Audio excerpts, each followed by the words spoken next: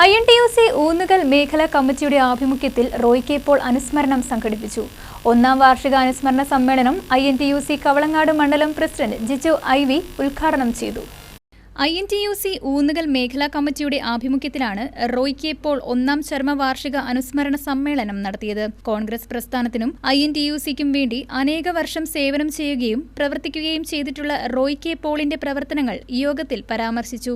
ചരമവാർഷിക അനുസ്മരണ സമ്മേളനം INTUC കവളങ്ങാട് മണ്ഡലം പ്രസിഡന്റ് ജിജോ IV ഉദ്ഘാടനം നിർവഹിച്ചു. യൂണിറ്റ് സെക്രട്ടറി ജോസഫ് ജോൺ വയലിൽ അധ്യക്ഷത വഹിച്ച യോഗത്തിൽ സാജു ജോസഫ് കൊടിയാറ്റ്, ടോമി കല്ലുക്കാരൻ, ബെന്നി കളമ്പനാൽ, ജോയ് തച്ചിയത്ത്, തങ്കച്ചൻ ആഞ്ഞിലിക്കുഴിയിൽ, ജെസിൻ ജോസ് ഇല്ലത്തുകുടിയിൽ, തോമസ് പാലത്തിങ്ങൽ തുടങ്ങിയവർ പങ്കെടുത്തു.